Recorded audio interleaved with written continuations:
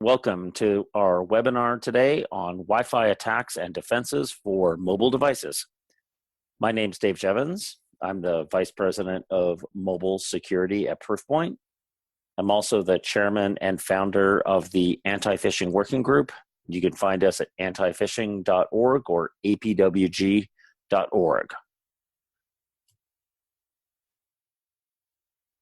In this session today, I'd like to give you some information about Wi-Fi vulnerabilities that we're seeing out in the wild against mobile devices, Android, iOS, and others. If you have questions or comments, if you're watching this webinar live, I'd invite you to enter those questions into the questions button that you have on the right-hand side of your screen. So you can enter them there. You don't have to wait till the end. You can do them in real time. So I'd like to talk about Wi-Fi vulnerabilities. In particular, we'll go into detail around SSL stripping, SSL splitting, content tampering, and how captive portals can basically give you a problem as far as information disclosure, password disclosure risks, even though they may not necessarily be hostile.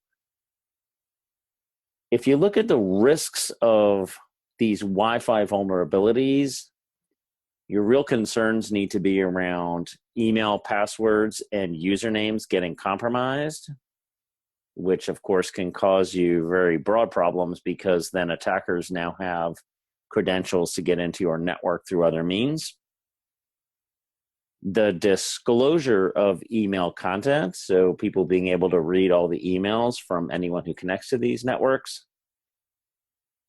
Other attacks such as redirection to phishing websites, potential installation of malicious profiles, which can hijack users' devices. There's a few other things that we'll talk about. To give you a concrete example of Wi-Fi vulnerabilities and attacks, here's a screenshot of me in Paris just a couple of weeks ago on my vacation. I was at the Paris airport in Charles de Gaulle Airport. I'm offered free Wi-Fi service in partnership with a major insurance company. And what we see here is when I click on that site and say, yes, I want to get your free Wi-Fi, I'm trying to connect to our mobile defense site at proofpoint.com. And what we're finding here is that the certificate that we expect is not being presented to us. And we're getting a certificate that is not able to be verified. This is very common at airport Wi-Fis, very common in hotels, also at coffee shops. So users are experiencing this all the time. And interestingly, on my device, this is an iOS device, continue is the default behavior, which means if you click that, you can now get through this certificate blocking issue and you can get onto Wi-Fi. But there are dire implications to this for enterprise security. What we see here is an inspection of the certificate. So I'm being given a certificate, even though I'm trying to log in to a known site, an enterprise site, I'm being presented with a certificate that is not issued by our trusted CA. It is not matching the enterprise site that I'm trying to go to. You can see here the common name, the CN, is login.netitinerary.net. It's issued by Thought.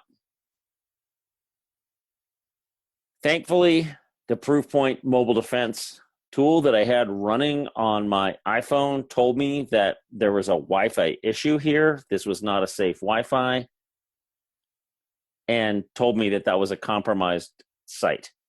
Now, what's going on here? Let's dive into what's actually happening when I'm trying to connect to this site. What can it do even though this was a legitimate airport Wi-Fi, it's able to intercept my traffic. How's it doing it? What are the different mechanisms, and how are attackers getting at us? And we'll also look at what we can do about it. So there's 3 ways to mount Wi-Fi or other network attacks against mobile devices that allow us to have a man-in-the-middle connection, which lets us spy on usernames, passwords, email traffic, and poison the traffic coming back to the mobile device. The first is to set proxy settings on the mobile device with a hostile profile. And this can be done by simply visiting a website and clicking OK.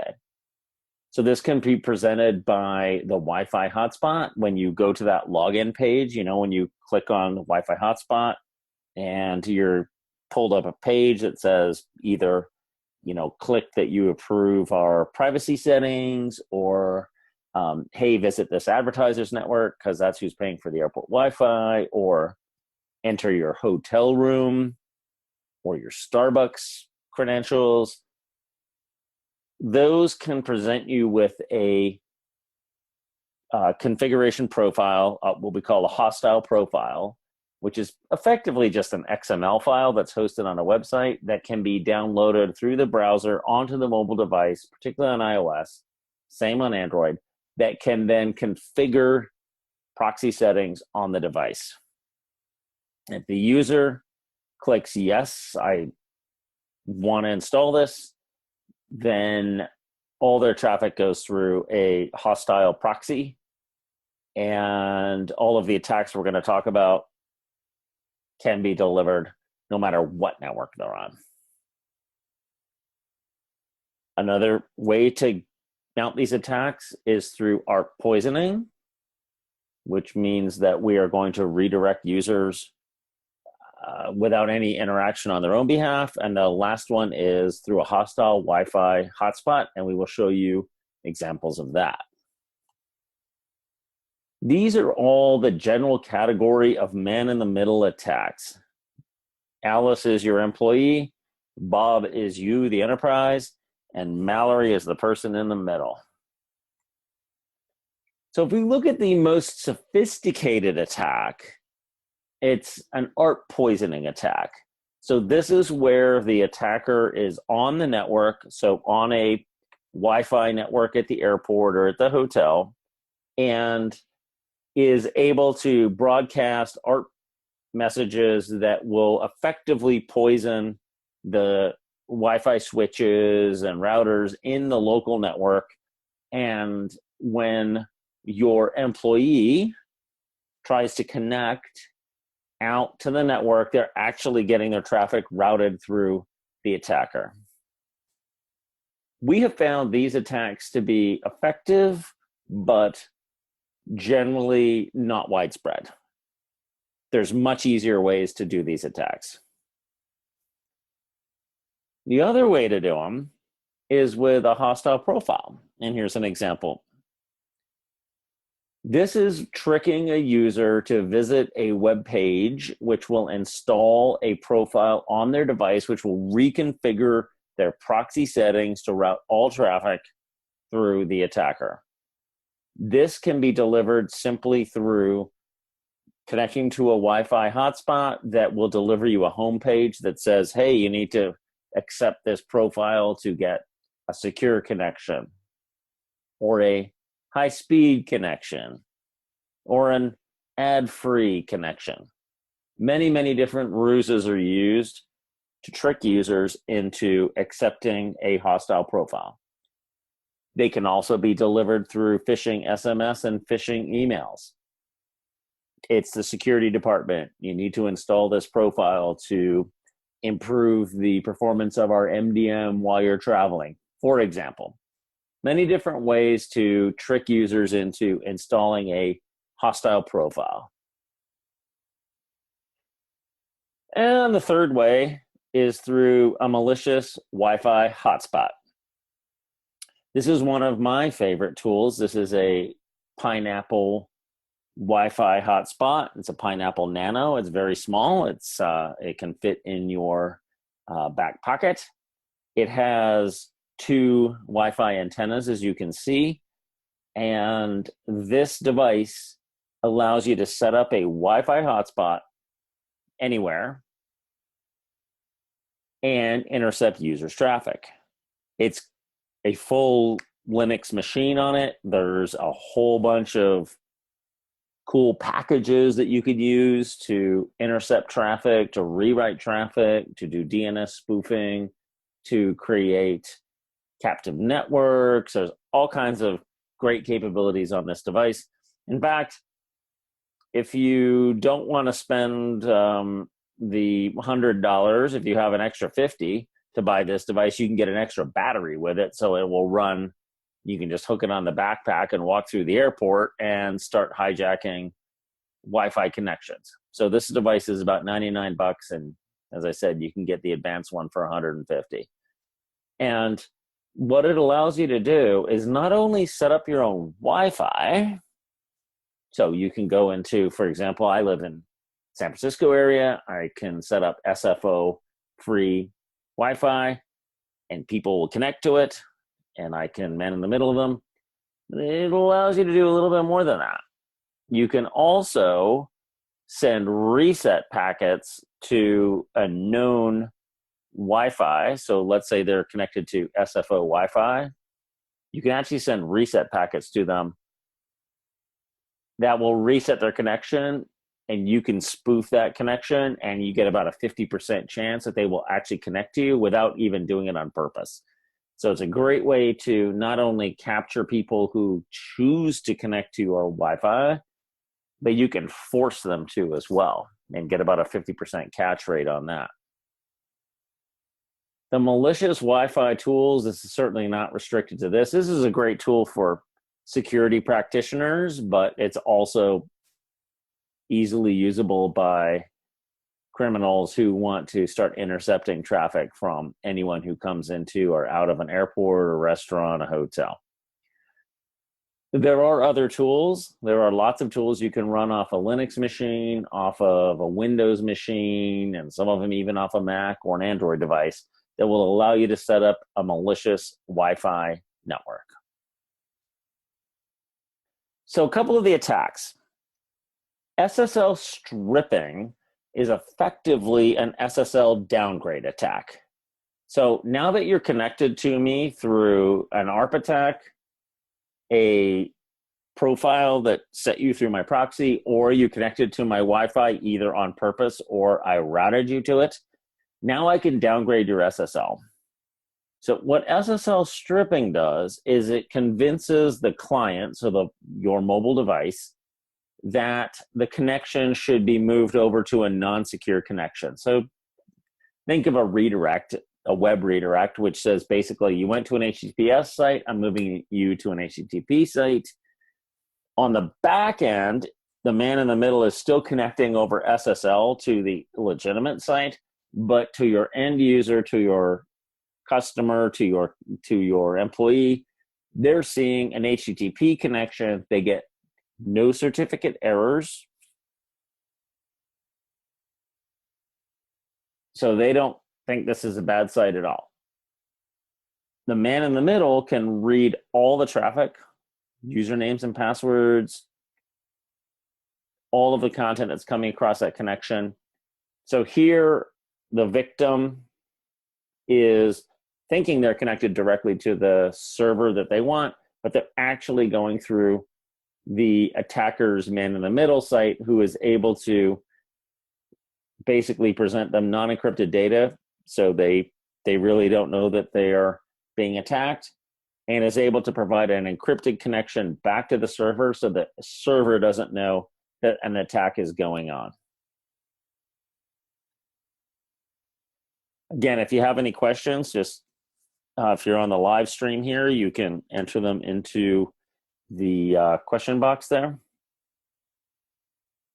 The second attack is SSL splitting. This is a more sophisticated attack. This involves a man in the middle, for example, a Wi-Fi hotspot, where it's not only spoofing encrypted connections to the server, but it's spoofing encrypted connections back to the client. These are more sophisticated because they require the generation of certificates on the fly by the man in the middle. Now, there's several tools to do this. The Pineapple tool will do it. MITM Proxy will do it.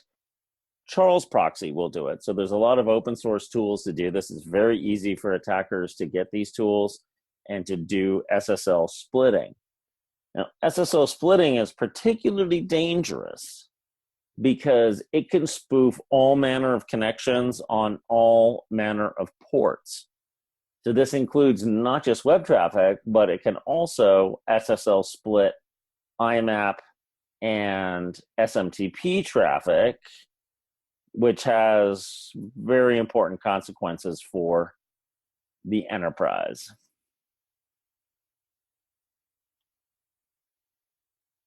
The certificate generation is done in real time. So what happens here is, let's say a connection comes into HTTPS API.mycompany.com. What happens is in real time, the man in the middle is reading that, generating a certificate saying it's for api.mycompany.com, issuing that back and showing it back to establish an SSL connection to the client. Similarly, establishing an encrypted communication to the server. This means that both sides see an encrypted connection. The client, the end user on their mobile device, Android or iOS, or a laptop, will typically see an error that says there's a certificate error, or not even certificate error, just there's a certificate problem. Do you want to continue? The default is to hit continue. It's the exact same thing that users see when they connect to hotel networks, airport networks, sometimes even airplane networks. If the user hits continue, all of their traffic is owned. This can be completely controlled by the man in the middle. They can see everything. They can modify everything in both directions.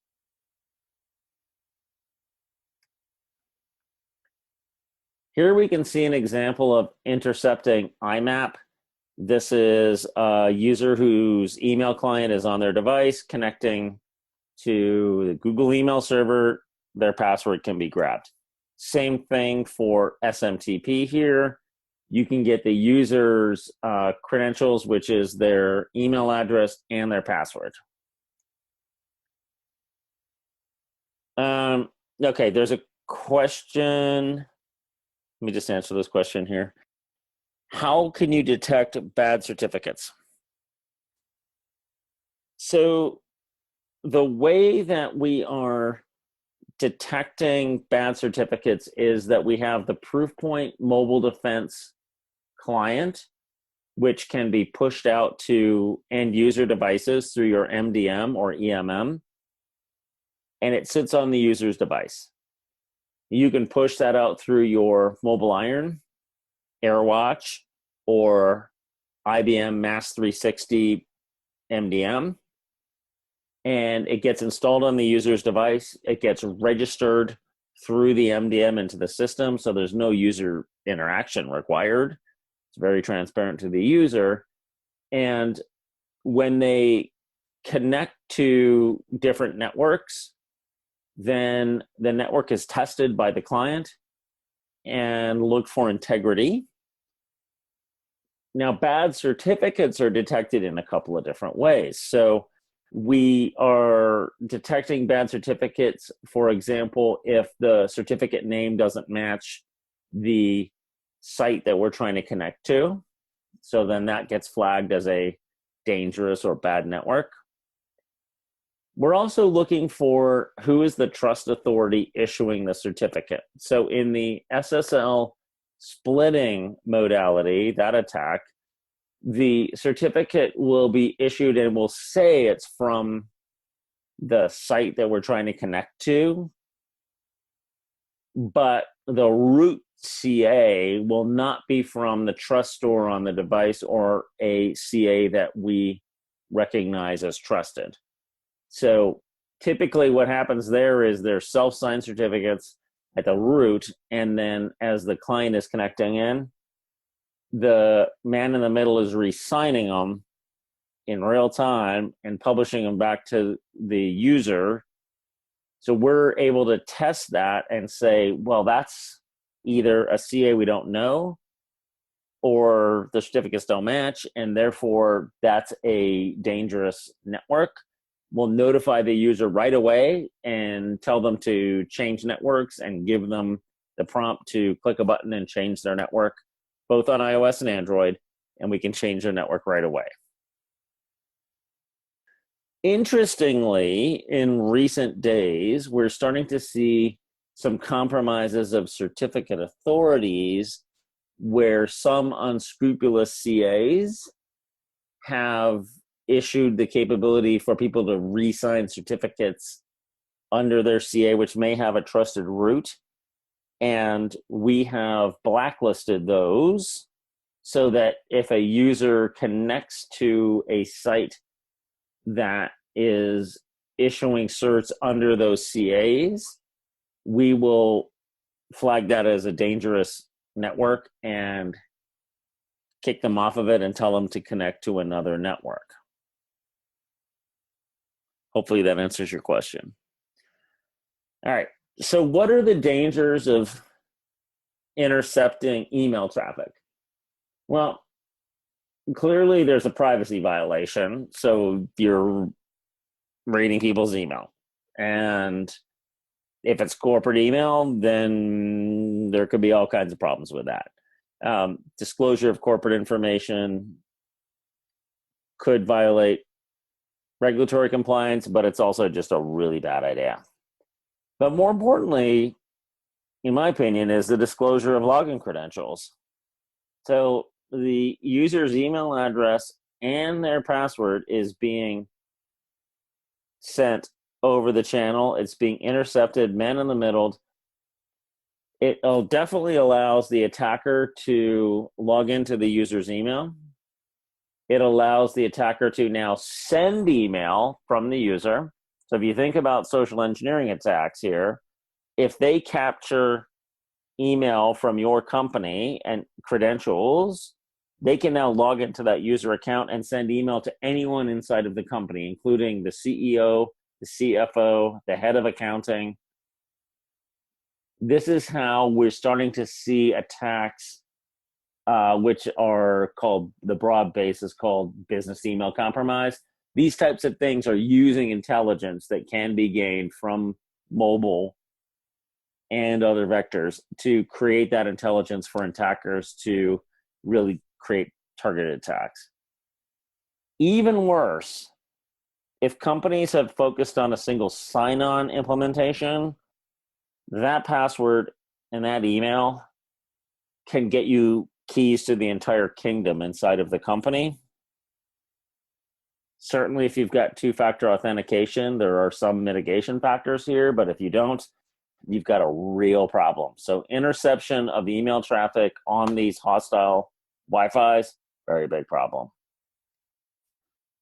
I'm just going to move over here to my other computer and microphone and show you a quick live demo of a device connected to a hostile Wi-Fi. This is my Android device, and it's connected to a Wi-Fi being operated off of a Wi-Fi Pineapple. And on the left of my screen here, you can see the control screen for the Wi-Fi Pineapple. It's a very sophisticated man-in-the-middle device, but is commercially available for $150. You'll see as I'm typing in on my Android device that on the left, the Pineapple is going to be able to steal the credentials right there. Now on the right-hand side, we put up a little screen that lets you know your login credentials have been stolen. And on the left here, you can see we've got your Gmail credentials and your password. And that's as easy as it is to steal credentials when you're operating a hostile Wi-Fi hotspot. Let me go back now to the presentation on my other computer. And finally, we're looking at content tampering. So this is whether it's HTTP or HTTPS or app traffic, attackers tampering with content. Now, the primary way that we see this being done is basically to tamper with ads. So basically like throwing ad content into normal web pages. It's often done by free VPN services. So users may say, hey, it'd be great. Let me get a VPN. I can have some added privacy. Those are generally not that great of an idea, particularly in an enterprise context. So we're seeing ads coming through those things, but you can also deliver phishing pages through them, both enterprise and consumer phishing pages. Malicious apps can be promoted through modified content. Hostile configuration profiles can easily be promoted and delivered through modified content that users are seeing on their mobile phone. And importantly, zero-day exploits can be delivered as well, which means if the user sees that on their mobile phone, it can take over their phone. So a proof point, what we're doing is looking at all of these different vectors and trying to detect modifications to content, to certificates, issuance of certificates, to be able to tell the user very, very quickly, real time, is this a network you can trust or not? Oh, I got another question here, which is, what are the performance implications of some technology like this? So the performance implications are a couple things. One, the app gets pushed through your MDM to sit on the user's device. Proofpoint can run completely without pushing an app, and we will tie into your MDM and give you threat analysis about the apps on the user's device, threat analysis about the user's device and their operating system, whether they've got malware or high-risk apps, sending stuff to different countries, mining your Active Directory. But for this type of protection on Wi-Fi, you need to push the client agent for both iOS and Android. Typically, we see a battery drain about 8% or less, but I mean, it does take some power to do the security, but that's including app scanning and network scanning. Hopefully that answers your question. So let's take a look about what can be delivered through these Wi-Fi attacks. Zero-day attacks can be delivered trivially because you can either do a DNS spoof, you can do a content modification, and easily deliver data back to the user that implements a zero-day. Examples of zero days that we've seen recently are the Pegasus and Trident zero days, but as you will see, this threat is much bigger than we first realized, and really, we've got to get protecting our users here. Mr. Masood was targeted. He is a well-known dissident, and he was sent a text message talking about, hey, here's information about torture victims. He had been targeted in the past. Instead of clicking on that SMS message on his iPhone, he was clever and sent it to a local security company, and it was forwarded off for analysis. And what was discovered was that if you click on that link, you will be exposed to a 3-tiered zero-day vulnerability that exploits vulnerabilities in the Safari browser on your iPhone, in the WebKit, which actually exposes it across all apps, not just your browser, downloads a kernel patch, and then downloads spyware that patches your apps and your OS. So it's a trio of vulnerabilities: a corruption in WebKit, which was common across macOS and iOS, kernel information leak, which allowed them to inject code into the kernel, and then a memory corruption, which allows the attackers to jailbreak your phone invisibly without anyone knowing. Then what they do is they go back and repatch so that your MDM can't tell that it's been jailbroken. And they install this malware called Pegasus, which then goes and hacks all of the communication apps on your phone or your iPad so that they can spy on everything. Now, very, very, very bad stuff. We believe this was delivered by a commercial company called NSO Group. They sell this stuff. In fact, it's actually owned by an American private equity company. But this company is just one of many that are delivering security capabilities that are not just offensive, but offensive. Nothing wrong about it. It can be targeted well and used for good. In this case and in others, this stuff can be abused. Now, what we find here is as we look at these 0 days, which can be delivered over these Wi-Fi networks, whether it's through an SMS, an email, a web connection that can be compromised, is that the delivery mechanism is exactly what we see every single day in the malware world. So the malware teams who are delivering millions of pieces of malware every day, the ransomware, Locky, all of the banking Trojans, all that stuff is the exact same infrastructure to deliver mobile malware. So we wonder if that's an isolated case, and do we need to be really worried about it? Well, we've done an analysis of iOS and Android 0-day exploits, and what you can see here is that iOS releases an update about every 2 months, typically, and Android about once a month. And what you can see here is that the rate of serious security vulnerabilities on iOS versus Android, not that different.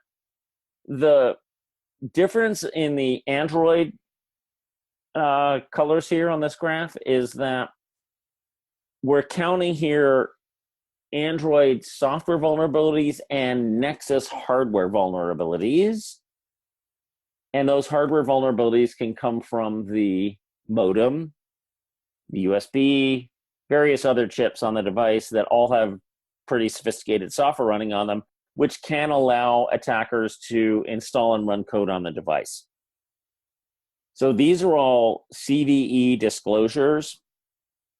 On iOS, on Apple platform, Apple does not disclose the hardware vulnerabilities. They only disclose the software vulnerabilities. So that explains the difference. As you can see here in July and August of 2016, it looks like Android Nexus has got way more vulnerabilities, but that is including probably about 50% or 60% of those are hardware vulnerabilities.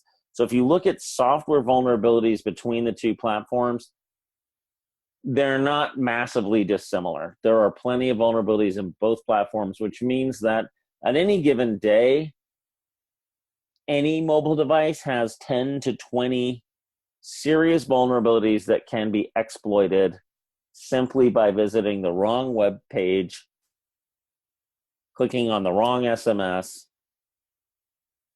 running the wrong app.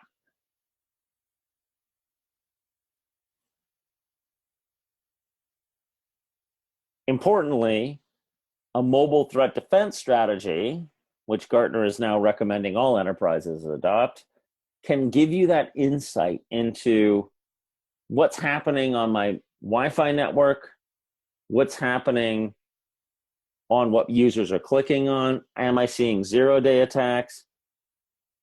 How's those Wi-Fi connections exposing my users to vulnerabilities? The Wi-Fi vulnerabilities as we've seen can be delivered through a number of different mechanisms. They can be delivered through Wi-Fi hotspots, through malicious profiles, and through ARP poisoning attacks.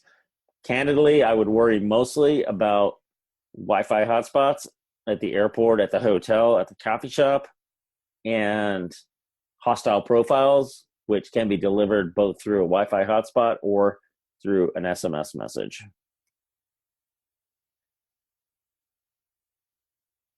All right, I've got time for one more question here. I've got a question about how can you do this on iOS? Good question. So the way that we do this on iOS, as far as detecting and protecting against these types of attacks, is that we have been granted permission by Apple to access APIs that are generally not available.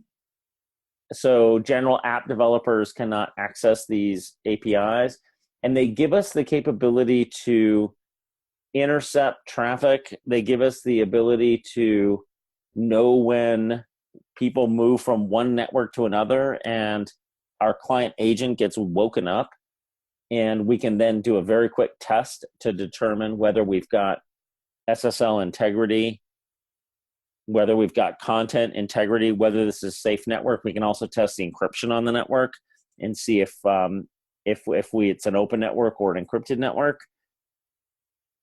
And we also have that ability to look at content that people are looking at and see if we can apply controls around known bad sites. So that's how you do it on iOS. It's not something that you can just generally do. An MDM can't do it.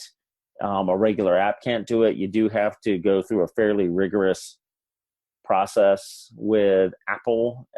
It can take 4, 5, 6 months to go through that process.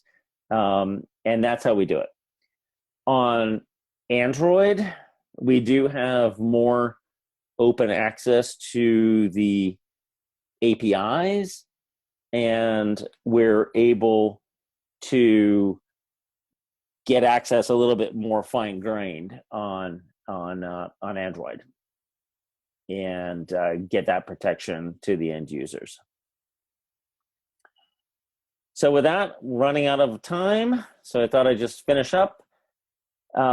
You've seen what's going on in Wi-Fi. We are looking at not just the Wi-Fi side of things, but device anomalies, looking at zero-day attacks, looking at the Wi-Fi attacks. We're also detecting sideload and hostile profiles. So those profiles can be Wi-Fi profiles about proxies, but also they can be profiles that will allow people to sideload apps from a variety of malicious app stores without jailbreaking or rooting their phones or tablets. And we're integrating that very tightly with your EMM and MDMs.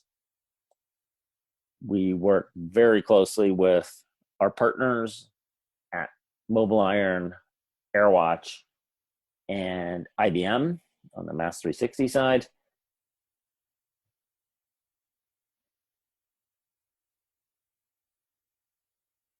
All right, if there's no more questions, thank you very much for your participation in today's webinar about mobile Wi-Fi attacks and what you can do to protect against them. My name is Dave Jevons, and I am the Vice President of Mobile Security at Proofpoint.